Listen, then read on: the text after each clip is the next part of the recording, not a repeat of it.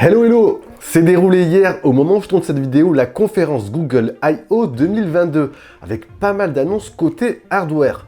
Le prochain smartphone Google Pixel 6a attendu sur le milieu de gamme, la Pixel Watch, des futurs écouteurs, les Pixel Buds Pro justement pour concurrencer les AirPods Pro.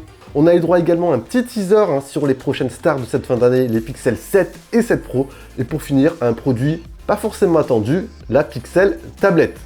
Allez, débutons justement par ce premier smartphone qui va bientôt débarquer, c'est le Pixel 6a, un smartphone personnellement que j'attends avec énormément d'impatience qui viendra sûrement remplacer mon Pixel 4a. Alors, que devons-nous retenir de ce smartphone? Pour ma part, il y a 3 points à retenir. La puce Google Tensor, la partie photo, ainsi que le prix avec la date d'arrivée. Et oui, cette année, on devrait enfin avoir ce Pixel 6a. Petit rappel, l'an dernier, Google avait tout simplement limité à certains marchés son Google Pixel 5a qui n'était jamais arrivé chez nous. Et bonne nouvelle, cette année, oui, le 6a arrivera bien chez nous. On peut même se rendre sur le store Google France. Il y a carrément une page qui est consacrée à ce smartphone. Donc oui, il arrivera chez nous. Ce dernier devrait embarquer la fameuse Google Puce Tensor qu'on avait pu voir sur les Pixel 6 et 6 Pro, qui devrait être ici couplé à 6 Go de mémoire vive, 128 Go de stockage. C'est une puce qui est assez rapide côté performance, sans non plus écraser la concurrence, et qui arrive aussi avec quelques fonctionnalités très sympas pour vous faciliter votre quotidien. On retiendra bien sûr la traduction en live. Vous avez également la fonction Magic Eraser qui vous permet d'effacer des objets ou des personnes sur des photos, et j'en passe. Justement, en parlant de photos, qui dit pixels, dit bien évidemment volet photo. La réputation des pixels n'est plus à faire sur cette partie-là au fil des années. La firme de Google s'est tout simplement imposée comme l'une des meilleures sur la partie photo. Pour ce Pixel 6a, Google ne s'appuiera pas sur le même capteur principal qu'on avait vu sur les Pixel 6 et 6 Pro. Ici, Google intégrera un capteur qui a déjà fait ses preuves, qui était présent sur les Pixel 4a 5G et Pixel 5a, c'est le Sony IMX 363, avec une définition de 12 mégapixels. Ici, bon, bien sûr, pour aller un tout petit peu plus loin dans l'expérience photo par rapport à ses prédécesseurs, Google devrait encore une fois s'appuyer sur ce qui fait sa force, et bien sûr le traitement logiciel photo. En espérant qu'on ait un résultat, une qualité assez similaire des Pixel 6 et 6 Pro, en espérant. On a eu le droit ensuite à d'autres caractéristiques techniques.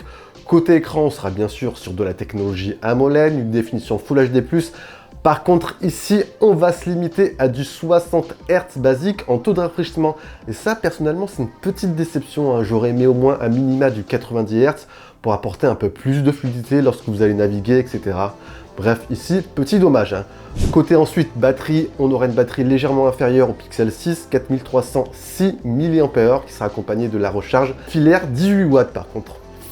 Ce Pixel 6a, alors il débarquera quand? Il débarquera le 21 juillet à 459 € sous 3 coloris normalement. Quand je vous dis normalement, c'est qu'en général en France, on est toujours un petit peu restreint. Il y aura du coloris sauge charbon ainsi qu'un coloris galet. Vu qu'on parle smartphone, on va justement enchaîner avec un petit teaser qu'on a eu le droit durant cette conférence, un mini teaser concernant les Pixel 7 et 7 Pro. Qu'est-ce qu'on y apprend?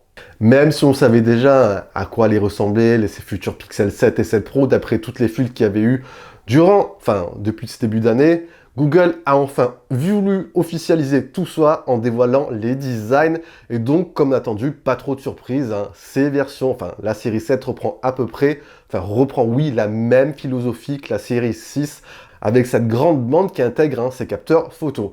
On s'aperçoit qu'on a une légère évolution sur l'intégration des capteurs.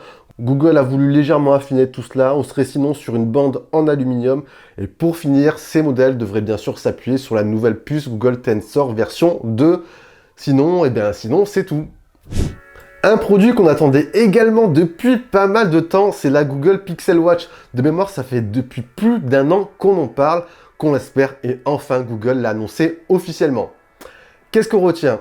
On retient franchement un joli design tout en rondeur avec la petite couronne sur le côté, franchement très sympa. La montre tournera sur l'interface Android Wear OS 3 et pour finir, elle intégrera tout ce qui est suivi de santé, suivi de sportif, version Fitbit. Vous le savez peut-être pas, Google a racheté récemment l'entreprise Fitbit, donc normal qu'elle intègre toutes ces fonctionnalités. La marque débarquera en automne avec la série Pixel 7. Pour l'instant, on n'a pas plus de prix. Pour l'instant, on n'a pas le prix, pardon. Donc, à voir par la suite. On reste justement sur les accessoires. Google en a également profité pour annoncer l'arrivée de ses prochains écouteurs, les Pixel Buds Pro. Ils débarqueront le 21 juillet à 219 €. On aura le droit à, bien sûr, à de la réduction de bruit active. Pour ce segment, c'est l'une des fonctionnalités principales, bien sûr. Seconde fonctionnalité également attendue, c'est la fonction audio spatiale qui a été bien sûr démocratisée par Apple avec ses AirPods Pro, histoire d'avoir une véritable sensation justement de spatialisation surround. Bref, des écouteurs qui sont très attendus. Et pour finir, on va justement parler d'un produit qui n'était pas forcément attendu. Petite surprise, c'est la Google Pixel Tablette. Et oui, une tablette. Alors ici, pas grand chose d'annoncé enfin de la part de Google, hormis un petit aperçu niveau design. Et lorsqu'on jette un coup d'œil comme ça, à première vue, regard des bordures, on pourrait penser à un produit qui se positionnerait plus sur l'entrée de gamme, peut-être milieu de gamme. Mais voilà, sinon on n'en sait pas plus, mis à part qu'elle débarquera en 2023. Et voilà, et vous, de votre côté, quel est le produit qui vous a le plus hypé? Quel est le produit que vous attendez également le plus? Marquez-moi tout ça en bas dans l'espace commentaire. Et voilà les amis, on a fait un petit tour de cette conférence.